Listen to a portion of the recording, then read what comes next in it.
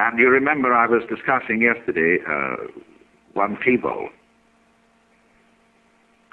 And you remember too that in the whole history of ceramics, the Chinese developed some of the most elegant work imaginable. You are probably aware, I don't see a specimen, of the great work of the Sung and Korean potters, very often done in a jade-like green, the most gorgeous texture. It looked practically as if it was carved out of jade. Well, that led on, you see, to the high techniques of the Ming Dynasty, with translucent porcelain, white clay, the most subtle design of all. And that style went also to Japan. And the very, very rich people you read about in, say, books like The Tale of Genji, and you see in a film, and you must see it, Chushingura, the story of the 47 Ronin. The lovely things they had around their houses were unbelievable.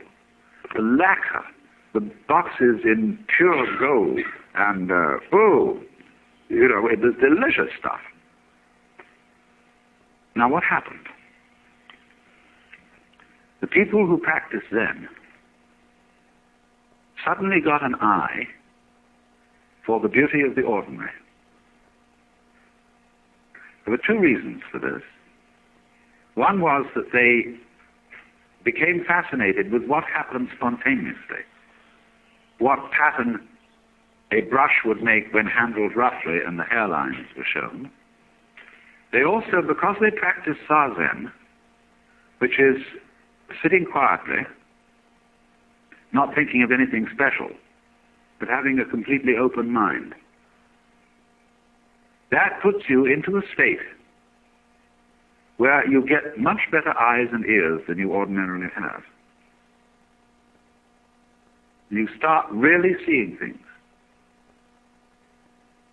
So you know that famous haiku poem, the old pond, a frog jumps in, plop. In Japanese, that plop is mizu no otto, sound of the water. And there's another poem just like it, in the dark forest, a berry drops, sound of the water.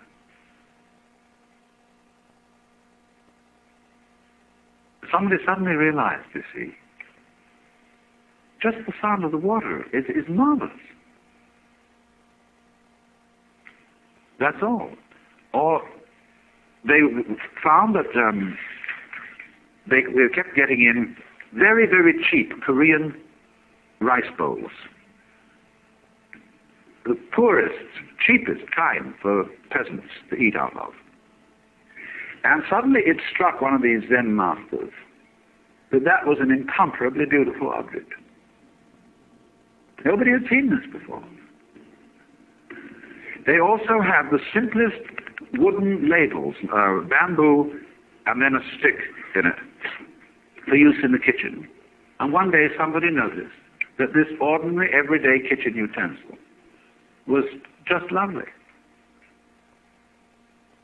And so in the same way, they found that it was quite as satisfactory to listen to the kettle boiling as to listen to an elaborate concert. So what did they do? They started, through particularly a man called Senno Rikyu, to give parties for very small, few guests, in shacks, little huts in the garden, made of very primitive materials, such as mud walls, and where they would go and sit, and out of the simplest utensils, carefully chosen by a superb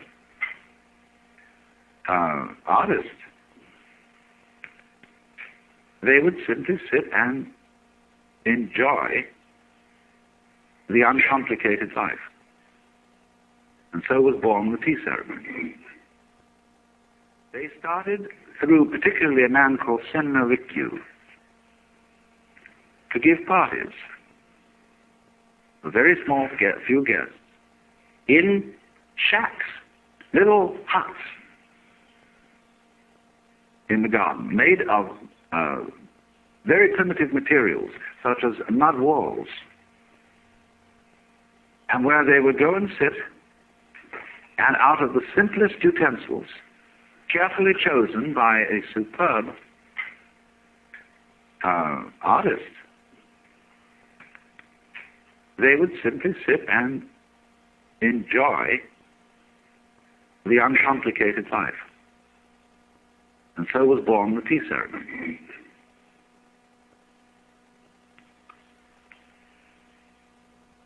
Now look at that, you see, in the historical context. That's terribly important. It was a going back to the primitive after people were sick of too much civilization. And yet, it was going on to the primitive rather than back. Because the people who selected all those things, they knew the whole tradition of their civilization, their culture. They weren't barbarians.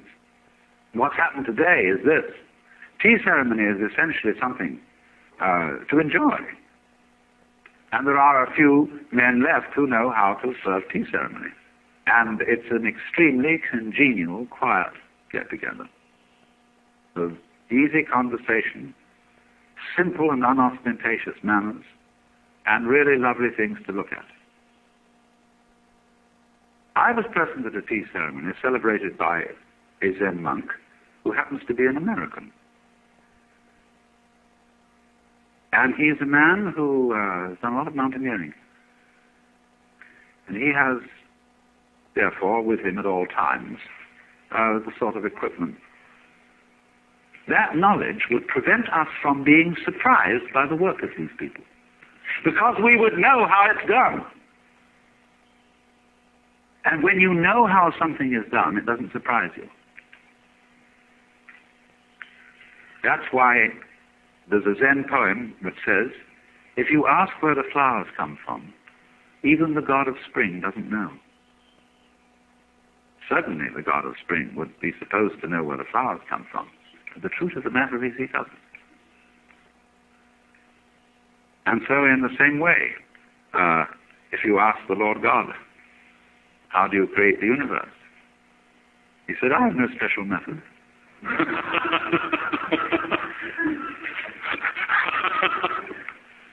And this is known in Zen as a very difficult, this is the most difficult virtue to attain. So many of these things begin with mu. Uji. Uji. It means nothing special.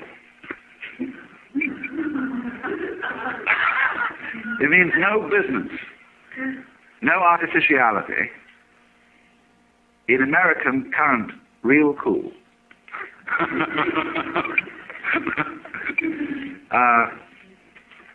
So, Buji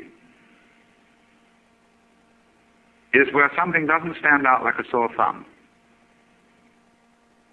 But it is absolutely different from being modest.